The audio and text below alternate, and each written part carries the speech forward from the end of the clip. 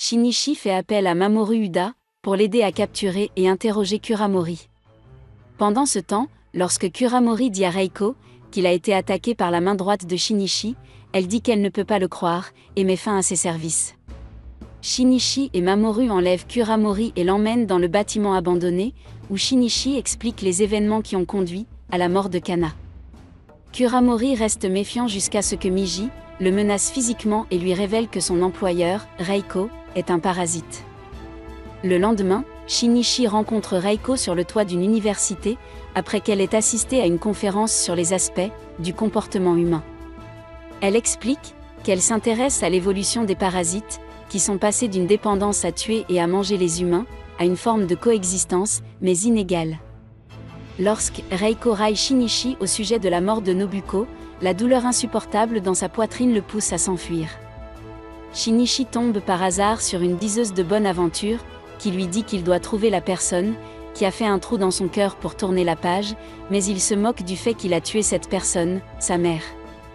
Hirokawa a sécurisé des salles à manger pour les parasites qui font partie de sa cabale. Shinichi est emmené dans le sous-sol d'un parking, où ils sont témoins du meurtre d'une femme innocente, par le parasite Kawada avant que Shinichi et Miji ne puissent agir. Kuramori enregistre une vidéo montrant Shinichi et Miji en train de vaincre Kawada lors d'une bataille intense.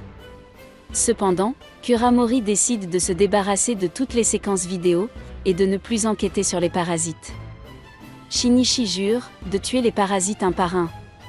Pendant ce temps, Hirokawa voit Shinichi comme une menace, à cause de son intervention dans le parking, et il fait appel à Goto pour éliminer Shinichi.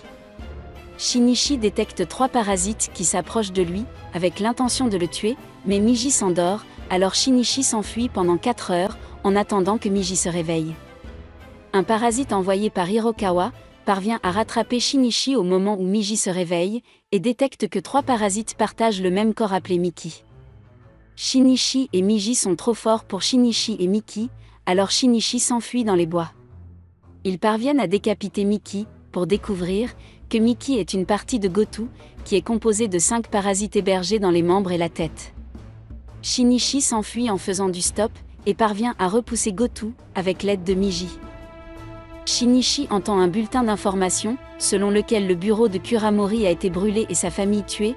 Il appelle donc son père, l'avertissant de quitter la maison, car il pourrait être pris pour cible. Pendant ce temps, Kuramori, traumatisé, est interrogé par le détective Hirama, qui sait pour les parasites. Reiko réprimande les 3 membres de la cabale de Hirokawa, Kusano, Ikawa et Maezawa, qui ont tué la femme et la fille de Kuramori, mais n'ont pas réussi à tuer leur cible, Kuramori. De leur côté, ils se méfient d'elle, car elles considèrent les humains comme une race beaucoup plus forte qu'ils ne le pensaient. Kuramori retrouve Reiko la nuit, mais elle est rapidement encerclée par Kusano, Ikawa et Maezawa, qui prévoient de l'éliminer. Reiko tue Ikawa et Maezawa séparément, en sécrétant un fragment d'elle-même à l'intérieur de chacun d'eux, puis elle est plus maligne que Kusano et le tue également. Reiko rentre chez elle et découvre que son fils a été kidnappé par Kuramori. Il lui a laissé un mot pour qu'il le rejoigne au parc, et Reiko a contacté Shinichi pour qu'il l'y rejoigne également. Satomi, inquiète pour Shinichi, tente de suivre Reiko, mais perd sa trace. Lorsque Reiko arrive à un pont dans le parc, Kuramori menace de jeter son fils à la mort, l'accusant d'être un monstre de sang-froid. Cependant, Reiko poignarde Kuramori et récupère son fils, avant que Kuramori ne tombe en arrière, par-dessus la balustrade. Le détective Hirama atteint Kuramori mourant, qui identifie Reiko, avant de s'éteindre. Alors qu'il commence à neiger, Shinichi se retrouve face à face avec Reiko. Reiko raconte à Shinichi comment ses recherches ont montré que les parasites et les humains font partie d'un seul et même biosystème et que les parasites dépendent des humains pour survivre. Reiko est accusé d'être un parasite et du meurtre de Kuramori. Hirama et ses hommes ouvrent le feu, tirant à plusieurs reprises sur Reiko, jusqu'à ce que son corps soit criblé de balles. Reiko s'approche lentement de Shinichi et lui confie son fils, avant de mourir. Alors que la vie de Reiko s'éteint, Shinichi se souvient de ses amis, qui sont morts. Pour la première fois depuis longtemps, des larmes lui montent aux yeux, au moment où Satomi arrive, pour voir Shinichi montrer à nouveau des émotions. Pour tenter de déterminer si Shinichi est parasite, Hirama l'emmène dans une salle d'interrogatoire, où il se retrouve face à Uragami, un prisonnier et tueur en série, qui prétend pouvoir discerner les parasites. À la grande frustration d'Hirama, Uragami ne détecte rien d'inhumain dans le regard de Shinichi. Lors d'une réunion de la police, une opération visant à éliminer les parasites est annoncée, et le nouvel officier tactique de la police, Yamagishi, est affecté au commandement avec Hirama pour apporter son soutien. Hirama suggère d'utiliser Uragami pour aider à identifier les parasites, mais Yamagishi refuse, car il considère l'opération comme une simple lutte contre les parasites. Shinichi retourne à l'école, alors que l'année touche à sa fin. Alors qu'il discute avec Satomi, il est abordé par Hirama, qui l'enrôle pour participer à l'opération, ce qui attriste Satomi. Suivant les conseils de Miji, Shinichi conseille à Yamagishi d'utiliser des lance-flammes, comme arme tactique, contre les parasites afin de rompre le lien entre le parasite et son hôte. Cependant, Yamagishi décide que ses forces vont cibler le cœur. La force d'assaut de Yamagishi entoure l'hôtel de ville, qu'il soupçonne de contenir un certain nombre de parasites, et son escouade commence à évacuer les civils du bâtiment, par petits groupes. Les forces de Yamagishi utilisent des équipements de haute technologie pour scanner les parasites, parmi les humains qui quittent le bâtiment, et ils en détectent un, dans un hôte féminin. L'équipe de Yamagishi identifie une femme détectée comme parasite, et lui tire dans le cœur avec des fusils de chasse puissants, la tuant ainsi.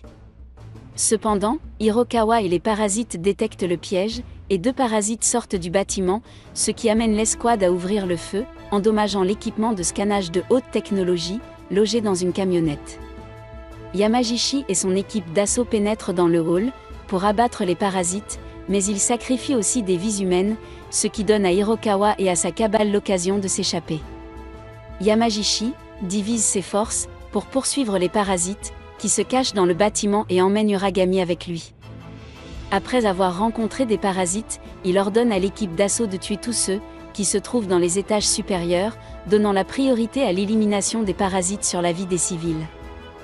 Certains membres de l'escouade rencontrent Gotou, qui utilise ses pouvoirs uniques, pour absorber facilement leurs balles de plomb et les renvoyer, anéantissant l'escouade. Une autre escouade prend d'assaut l'auditorium, et trouve Hirokawa qui les attend. Hirokawa accuse les humains d'être la cause de l'infection de la Terre par la pollution et la surpopulation et d'être des prédateurs, parce qu'ils ne peuvent accepter que des parasites vivent parmi eux. Il est abattu par les membres de l'escouade, mais ceux-ci sont surpris de découvrir qu'il est un humain et non un parasite. Gotou entre dans l'auditorium et élimine facilement tous les membres de l'équipe d'assaut. Pendant ce temps, Uragami tue Katsuma, le partenaire de Hirama, et s'échappe. L'escouade de Yamagishi rattrape Gotou, mais ne parvient pas à le vaincre, et il se retire sur le toit, où Yamagishi est le dernier à mourir. Gotou rencontre Shinichi dans les rues, en contrebas et jure de le tuer avant de quitter la zone, semblant fatigué. Le lendemain, Shinichi sèche l'école, mais sombre dans le désespoir, en imaginant le visage de Gotou sur tous ceux qu'il croise dans la rue. Shinichi s'effondre, lorsque Satomi lui rend visite devant sa maison, et il s'enfuit, mais elle le retrouve, plus tard sur le terrain de jeu. Elle l'invite chez elle et ils font l'amour, ce qui ravive sa volonté de survivre. Miji détecte Gotou à sa poursuite, alors Shinichi et Miji tentent de tuer Gotou, en lui fonçant dessus avec une voiture, alors qu'il conduit sur une route en pente, mais il survit. Il tente ensuite de tendre une embuscade à Gotou, dans une forêt où Miji se sépare de Shinichi, pour une attaque surprise. Leur plan d'attaque échoue, et Miji se sacrifie pour permettre à Shinichi de s'échapper, laissant Shinichi le cœur brisé. Shinichi est recueilli par une vieille femme nommée Mitsuyo, qui le laisse rester chez elle pendant quelques jours, au cours desquels il découvre qu'une partie de Miji est encore dans son corps. Lorsque les villageois voisins informent Mitsuyo qu'un villageois a été tué et démembré, Shinichi comprend que Gotou est responsable. Shinichi parle de Gotou à Mitsuyo et décide d'affronter le parasite par lui-même. Mitsuyo lui dit d'éviter de gâcher sa vie et l'envoie avec un vieux couperet rouillé, en lui souhaitant bonne chance. Shinichi chasse Gotou dans la forêt, la nuit et le trouve endormi, mais Gotou se réveille au moment où Shinichi se prépare à le tuer. Shinichi n'est pas de taille face à Gotou et se fait battre sauvagement, mais il parvient finalement à percer le corps de Gotou avec un tuyau métallique, provenant d'une décharge illégale locale de déchets toxiques. Lorsque de frapper Shinichi, un fragment de Miji émerge du bras droit de Shinichi et contrecarre le coup, se réunissant avec le reste de lui-même, qui avait été absorbé par Gotou. Infectés par les toxines du tuyau métallique, les autres parasites du corps de Gotou se rebellent, cherchant à survivre mais donnant à Miji l'occasion de détruire le corps. Le corps de Gotou tente de se régénérer à partir de ses composants, et Shinichi doit prendre la décision de laisser Gotou vivre ou mourir.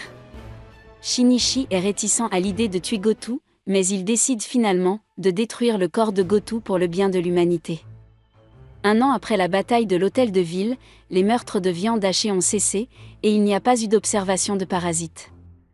Dans un rêve, Shinichi est attristé, lorsque Miji lui dit adieu pour entrer dans une sorte d'hibernation, mais il se réveille ensuite, avec une main droite restaurée. Lors d'un rendez-vous avec Satomi, Shinichi se dit qu'il est contradictoire pour l'humanité d'aimer la Terre sans s'aimer elle-même. Plus tard, Uragami apparaît et enlève Satomi, l'emmenant sur le toit d'un immeuble. Lorsque Shinichi les rattrape, Uragami explique que l'humanité est remplie de monstres et que Shinichi se trouve à mi-chemin entre les humains et les parasites. Satomi exprime qu'elle comprend enfin Shinichi en tant que personne. Shinichi court vers Uragami, qui pousse Satomi à bout. Miji apparaît dans l'esprit de Shinichi et lui dit qu'il doit se retenir maintenant. Shinichi trouve sa main droite, tenant la main gauche de Satomi, et en la remontant, il réalise que Miji l'a aidé à la sauver. Alors que Shinichi et Satomi sont réunis, il remercie Miji pour tout ce qu'elle a fait pour lui. Et c'est la fin de la vidéo. Comme toujours, si vous avez aimé ce que vous avez vu, abonnez-vous à la chaîne. Je vais mettre en ligne beaucoup de vidéos comme celle-ci, alors je vous donne rendez-vous à la prochaine.